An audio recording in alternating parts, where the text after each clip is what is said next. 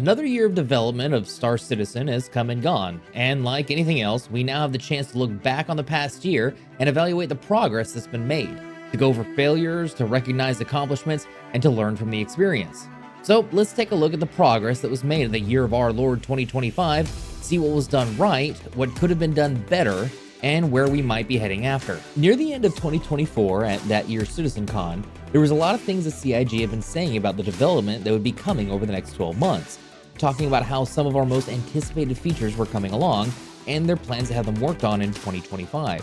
However, we also heard a small little comment made by Chris Roberts, stating that many developers and players alike share the sentiment that if Star Citizen just ran well with less bugs and better performance, that it would be an amazing experience just as it was. At the time, we didn't think too much of it, until Chris Roberts sent out his letter from the chairman, announcing a sudden and very different approach to 2025 than many of us were originally expecting, stating that in 2025, CIG was going to be focusing more on playability and stability for Star Citizen, while focusing on finishing up the final push for the single-player campaign, Squadron 42. So in almost an instant, base building, crafting, and many other anticipated features that players were expecting to possibly get their hands on in 2025 went out the window.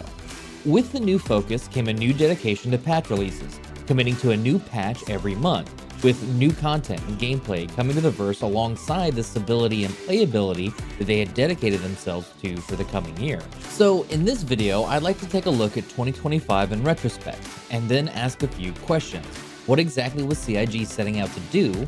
Did CIG deliver on what they said? And how well did they do it?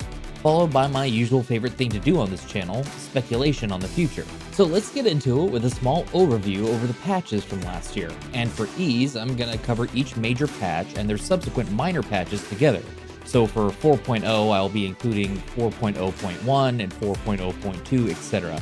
Then separating them by .x patches, just in case you're counting and realizing the number doesn't match for the number of months. Patch 4.0 was the first, and it was a big one. It gave us our first ever operating jump point to a new system, the Pyro System. Along with Pyro and its jump point was our first implementation of the highly anticipated feature called server meshing, a goal that many thought would never happen, allowing for CIG to not only give us this new stellar body, but also add a bunch of new locations for us to explore without degrading the game too quickly. This was, however, only the first implementation of static server meshing, with an iteration of it called dynamic server meshing to come in the future. That will allow the game to spin up new servers and reallocate resources automatically. The 4.0 cycle also gave us the Contested Zones, a new type of PvPvE content that led to the executive hangars, allowing us to acquire an in-game ship reward fitted out with the best components.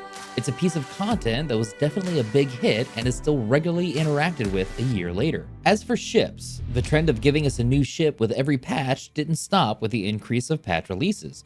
With each patch in 2025, with the exception of 4.5, we got a new shiny toy to pledge for, starting with the Mirai Guardian, a fantastic heavy fighter that packed a punch with its dual size 5 weapons and living interior.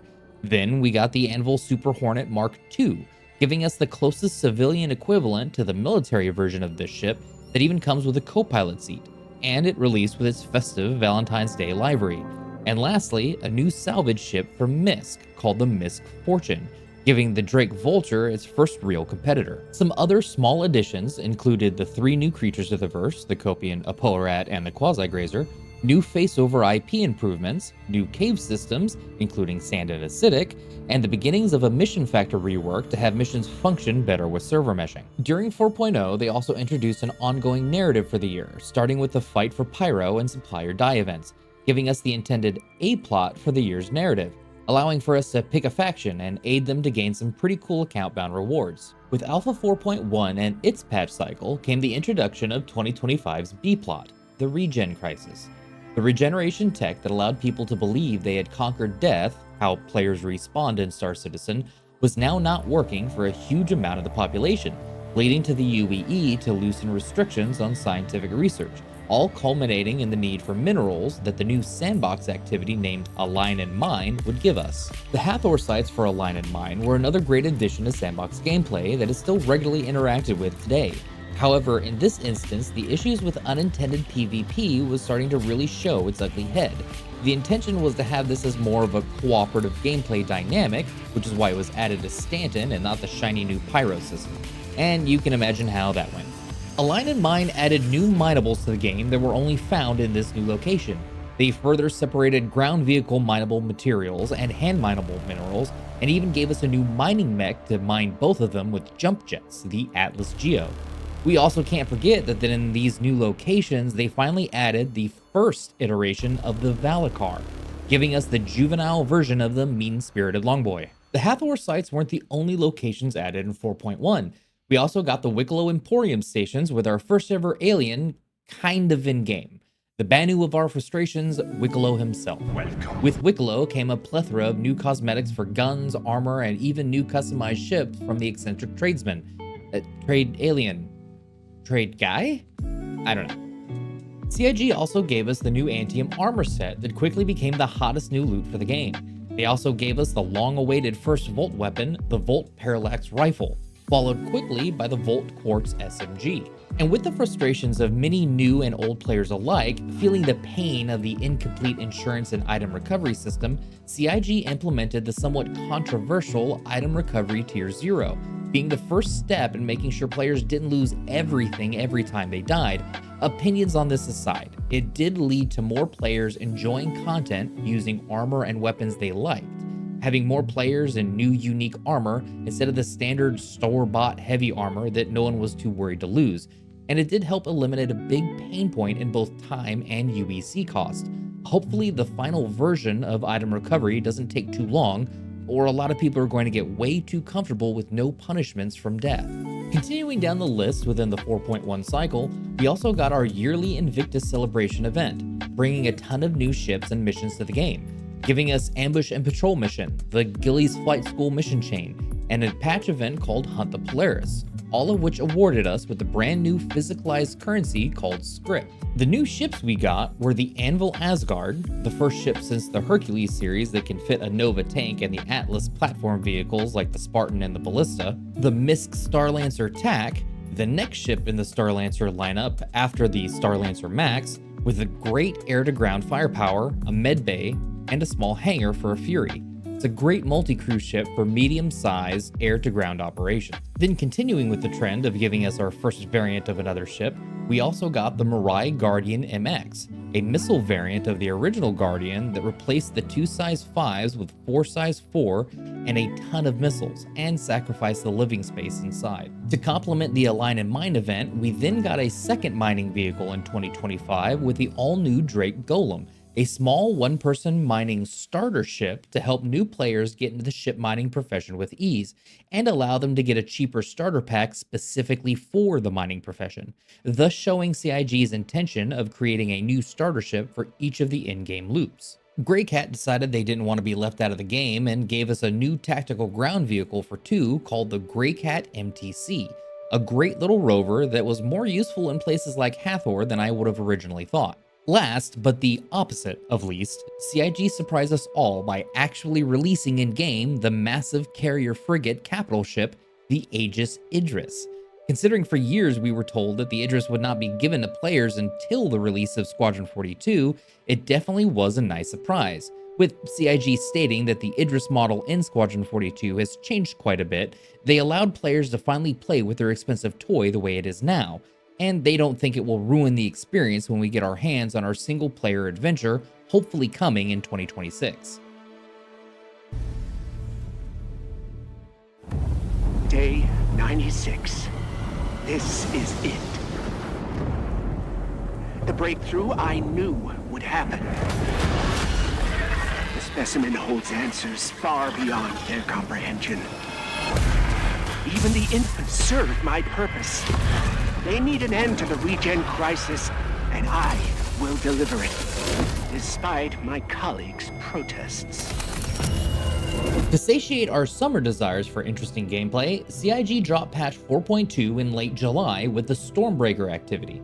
This was a continuation of the B-plot Regen Crisis storyline, taking us multiple different locations in Pyro, owned and operated by the less than reputable company called Associated Science and Development, or commonly known as ASD. These facilities had a few minor features in them, such as new door scanners that wouldn't let you in unless it scanned a type of clothing, and they implemented our first real interaction with radiation effects in the open world, requiring us to wear protective equipment and to treat the lasting effects of radiation poisoning with a new medical substance. The second part of this activity led us to Pyro 1, where they introduced the first step in dynamic weather with dynamic rain.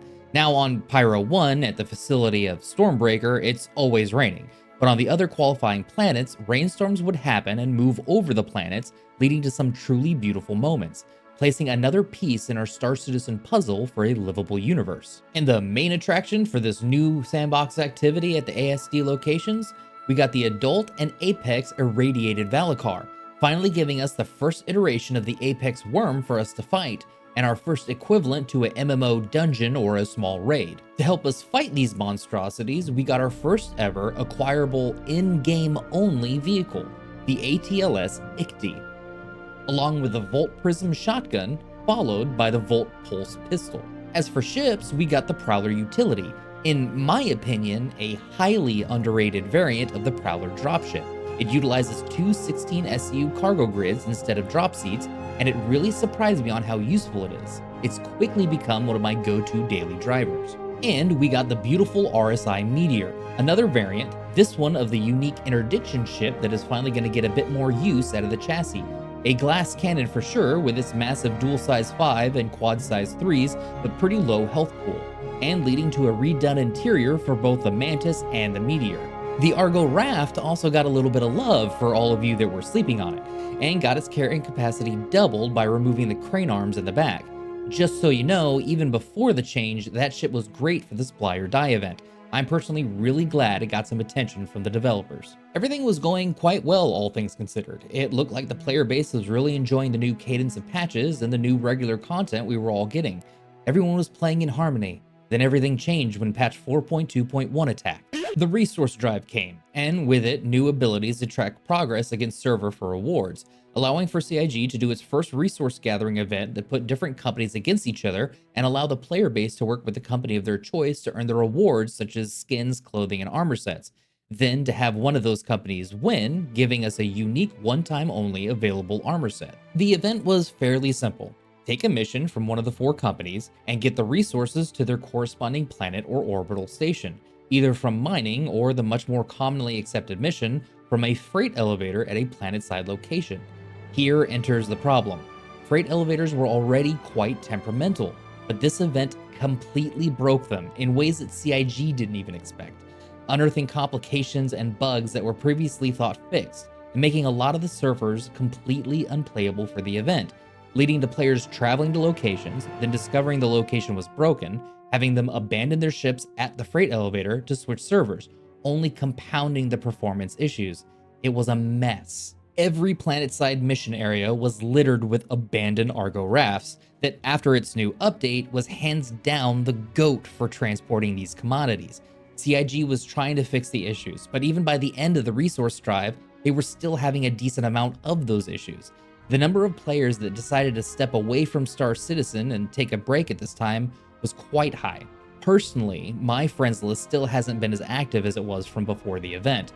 It did a fair amount of damage. On the bright side, it did lead to a ton of data for CIG to observe on these issues, and introduce fringe case scenarios that would otherwise have led to leaving these issues in to reappear in the future. Maybe a bit of a hollow silver lining for the players dealing with the frustrations, but something good did come out of it. Alpha 4.3 was a big one. With its release, we saw even more expansion to the B-plot involving ASD, even though at this point it seemed that the B-plot was actually becoming more of an interesting A-plot.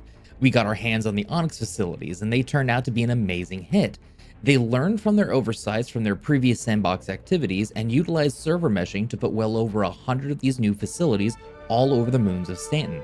That, and making sure that the mission system would properly rotate players in and out of these different locations, it allowed players to have an experience that wouldn't be as bogged down by unnecessary PvP or griefers.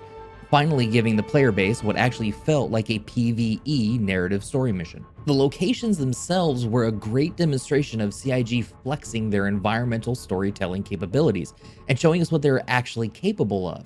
And due to that, they gave us a taste of what Squadron 42 might actually have in store for us. If you're interested in a more in-depth analysis of my views of Star Citizen's introduction to narrative gameplay from these Onyx facilities, check out my other video on that topic. I'll put a card here and in the description below. The Onyx facilities continue to grow throughout 4.3, expanding multiple times, leading to our first glimpse of an alien race called the Vanduul during the Project Hyperion mission, and finishing out with the addition of the all-new Yormandi fight in patch 4.3.2, a Valakar-shaped snake with a nasty temper and shocking breath. Within the Onyx facilities, we could also find the all-new Geist armor set, with a special version for ASD and Wicklow. And after expanding to the Project Hyperion chain of Site B, these facilities also gave us the Corbel armor set as well. To go with these armors, we got the last two Volt weapons of that year. The Volt Zenith Sniper Rifle, a very useful mix between sniper and marksman rifle, allowing for multiple use cases, and the devastating Volt Fresnel LMG, giving us an interesting take on LMGs that increased damage but lowered the fire rate the more it heated up. Later on, we got even more weapons released due to CitizenCon 2955 launching during its cycle, giving us the longly awaited Killshot Rifle, also referred to as the Space AK, the Pulverizer LMG, a few new armors stylized for the Shattered Blade faction, and the new Palatino armor set. And on the topic of CitizenCon, we got new ships, of course, starting the patch out with the first new Kruger intergalactic ship we've seen in years with the Kruger L-21 Wolf, a stunningly beautiful and elegant light fighter that gave everyone the Naboo N1 starfighter vibes. Then at CitCon itself, we got the highly anticipated Anvil Paladin, a new gunship based off the Anvil Valkyrie and Anvil Asgard, giving us a great 2 to 4 person flying gunboat. The Asperia Stinger also arrived, which is a Vanduul ship that has technically been in concept for over a decade and only getting its first in-engine look during the Squadron 42 demo played at the previous CitizenCon. Last, and some may be fooled to say least, is the Shiv, the debut ship for the new Gray's Market ship manufacturer, an unholy amalgamation of different ships slapped together that I think really gives off the Star Wars Junker vibes. Then to wrap up 4.3, we also got the Frontier Fighters finale event, which was basically the Hunt the Polaris mission from earlier in the year, but with some smaller missions and account-bound rewards. There were also tons of small additions throughout 4.3, like the medical system updates that brought us Medgel. Another video is in the description if you'd like to take a look at that. Hangar respawning came back, mission pickup at location, NPC dropships at bunker locations, and even some ladder improvements for functionality and mobility.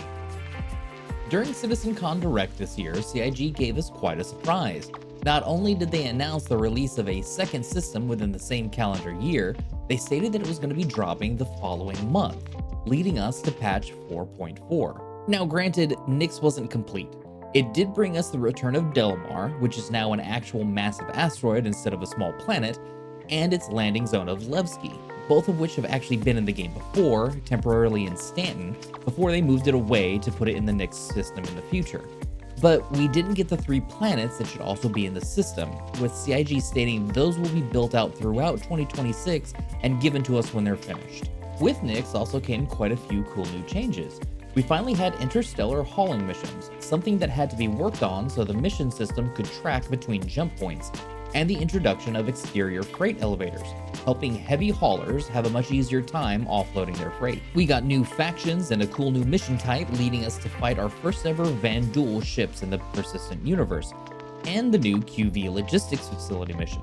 In these new facilities, we got the chance to find the new triple down shotgun pistol, yes, I said that right, shotgun pistol, and the boom tube. If you're wondering what that is, the name kind of says it all. And during the 4.4 cycle, we got the biggest yearly event Star Citizen has to offer, IAE, finally dropping ships like the RSI Perseus, one of the most desired concepted ships in the game, giving us the massive size 8 cannons to blow holes into anyone who gets in our way. CIG was very focused this year at IAE on expanding the ship list for small and beginning players, expanding their starter ships with the Drake Golem Ox, a variant of the mining starter ship, the Drake Golem, making it into a tiny but mighty contender in the cargo hauling scene. followed by the all-new RSI Salvation, taking the idea of the golem and making it an RSI salvaging starter ship. They gave us 2 more variants of other ships, the L-22 Alpha Wolf, a laser repeater version of the L-21 Wolf with a slower top speed but even more maneuverability, and the Greycat MDC, giving players of the verse their very own mobile defense turret to bring wherever they want. CIG also gave us a little tease to the proximity of crafting coming to the verse by releasing the Drake Clipper, being the first ship with its very own bespoke crafting station on board, and showing that even though they have been releasing a lot of group content and activities, that they don't want to alienate the solo players, making this ship one of the best solo vessels available. The final patch of 2025 brought us the long-delayed Vulkan renderer and the engineering feature. We were expecting to have much more hands-on time with these pivotal parts of our universe, however they did manage to squeeze it in right at the end. Engineering has been a massive undertaking, and though we did think that we would have it in tech preview much earlier in the year, it does seem that even with its many balancing issues and several faults due to its implementation and massive impact on gameplay, with all things considered, it went fairly smoothly. At least considering how massive new features usually impact the playability and stability of Star Citizen. And before they could put engineering in, the Vulkan renderer had to be finally implemented, paired with more finite control over graphical settings in game, another monumental task, even if it doesn't seem like it. 2 fundamental changes to the universe in one patch. Then to top it off with a couple little additions, they went ahead and physicalized helmets so that they don't appear out of nowhere and disappear when we equip and remove them, and they threw in the new weapon attachments for us to use for the Volt weapons. Might not be a lot on paper, but engineering in itself has so many new facets to it that it would take a whole video in itself to truly go over. Balancing and refining the engineering experience is going to be a long and arduous road. However, this step towards gameplay experience that was originally concepted all those years ago is massive and can't be understated. Considering that by the second half of 2025, no one was expecting to see engineering by the end of the year, let alone have it integrated into the live game, I have to say CIG did make it by the skin of their teeth with that one. In that same letter from the chairman that I addressed at the beginning of the video, Chris Roberts said exactly what their goal was for 2025, to make the game more stable and more playable than it's ever been before, clearly with the multi-pronged focus of keeping the teams on track for finishing Squadron 42 while simultaneously giving us a more entertaining environment. Meanwhile, growing the player base and give new and old players alike a much more satisfactory experience. They wanted to achieve these goals by doing the following. First, like I mentioned at the beginning of the video, they were stepping away from the quarterly patch cycle that they've been using for the last several years, switching to an aggressive pace of 1 patch per month. Second, including narrative gameplay content and new types of gameplay in each patch alongside the constant bug fixes, all to add to the overall playability of the game. Third, they would not allow themselves to delay patches. It was going to be shipped every month, for better or for worse. Fourth, focus more on easy quality of life features that could be easily implemented that have been neglected for months or even years. Fifth, the major features and new systems would be worked on in the background and to be implemented after tech preview testing. And sixth, they were going to be focusing on server and game stability, allowing for longer play sessions and a much more persistent universe. Setting out with lofty goals is one thing, but the results are actually what matters. So what were the results of these goals that CIG set to achieve? Well, as far as the new patch cadence, I would have to say that was a definitive win. A patch went out every month for better or for worse, and each one of those patches had something new and interesting to do in them, along with tons of bugs being fixed, even if new bugs popped up. And they didn't allow for major delays with the patches. The patch went out, even when the developers were up till obnoxious hours in the morning, trying to figure out why the new L-21 Wolf was causing some gravity-defying game crashes. I'll give them a pass on being late by a day or two due to technical difficulties like that. So I'd say a win for 3 of the 6. Those 3 being patch cadence, new gameplay in each patch, and no major delays on the shipping of the patches. Now the next 3 might be a little bit more complicated. During the year, I would argue that CIG did give us quite a few nice quality of life additions, even some feature refinement and expansion on features. Even if I'm not a fan of the current status of the item recovery, or to put it simply, almost no need for recovery, I do have to admit they saw a major pain point in gameplay due to the finished product not being done, and took steps to make the game more enjoyable in the interim. They also ironed out a lot of small issues that have been causing players trouble in the game, even giving us a more elegant traversal system like the new EVA mechanics. Sure, bugs popped up, but I would argue that they did a better job coming back and fixing new and old bugs than ever before. And like I said earlier, they gave us expansions on current gameplay, expanding on mining, salvaging, medical, and even puzzle gameplay more than ever before, and coming out in every new patch. Now sure, I know it's not as fancy or shiny as a huge new feature with the new patch, and we may have forgotten a lot of the small things that they implemented, but 2025 was huge with new fixes. So for quality of life fixes category, I'd say they did that exceedingly well. 4 out of 6 down. So here's where I will be a bit critical, and I think most of you would agree with me. We were told by CIG early in the year that they would be working on major features slowly in the background, then give us regular tech preview channels to test the major features, eventually having them implemented in game throughout the year. Well, that didn't happen. If you really wanted to split hairs, they did sort of achieve this by squeezing it in at the end. But even though it was a nice surprise we weren't expecting, the fact that we had fully given up on that promise and the last minute addition of engineering and Vulkan turned into such a surprise was kind of a failure on their part. Sure, they are massive undertakings. I'm not trying to make them seem simple, but the player base was expecting much more in the form of hands-on testing throughout the year, even if it wasn't implemented in the live version until much later. So even though they did technically get a couple of major features in right at the bell, I'm not going to say that's a win. At best, I'll say it's a push. Now, the big one people love to criticize: stability. First, I'll say this. If you are currently playing Star Citizen with the expectation of a flawless, polished experience, what are you doing? Are you okay? I'll remind you again, this is an alpha. If you are expecting no issues... Okay, with that out of the way, yes, we all know Star Citizen is well known for its shenanigans, but that's part of playing an alpha game in development. However, CIG stated that their goal was an overall increase in server and game stability. Yes, there are still crashes. Yes, sometimes you will see some wild stuff happening. But let me ask you this. How long would you play Star Citizen for uninterrupted in 2024? What about in 2023? When was the last time you experienced a progress wiping 30k error?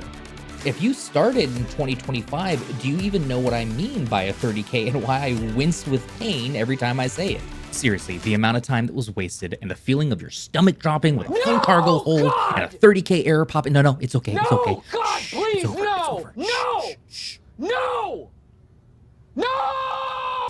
What about now? 2025 was the first time that I was ever able to play Star Citizen non-stop for an entire day off, with no crashes, and no constant hesitation on my part to do something after I was on for only an hour, worrying that everything I was doing was gonna go hasta la bye-bye. Sure, I server hopped a lot. Sure, we had the occasional server error, but even those would normally work themselves out after a couple minutes, and there were definitely patches that were difficult and frustrating to play. But if you don't think the game is more stable overall, I would implore you to try and remember how things used to be. The increase in stability is staggering. Is it enough? No, of course not. We still got a while to go, and if you think they should have made it further with this goal, then hey, we can discuss that. But I am giving them a categorical win for their more stable game goal. I honestly think they deserve it. 2025 was a big year for CIG. I mean, we can easily see that by just the fundraising accrued over that year. But so much progress was made. They definitely stumbled and faltered, but I think they learned valuable lessons in all of it. And personally, I really hope they remember just how popular their 1-month patch cadence was for player retention. More games need to keep to a higher pace for content delivery. So what can we expect for the rest of 2026? Well, first off, we better see Squadron 42. If we don't, well... And I fully expect CIG to have some lofty goals as to where the state of Star Citizen will be by the time Squadron 42 releases. I think they're going to have to make a big push to get Star Citizen in its best state ever. That way, they can capitalize on the influx of interest coming from Squadron 42 to Star Citizen. Things like more completed game loops, more narrative content, and definitely a more fleshed out new player introduction system.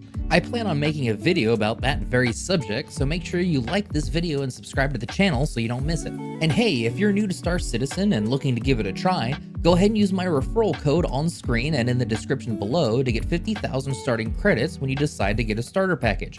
It helps me out and gives you a nice head start on in-game money as well. I want to thank you for watching the video. The holidays for me were hectic and work has been relentless lately, so finishing this one up has definitely been a challenge, as I'm sure you can tell by the delayed release of this video.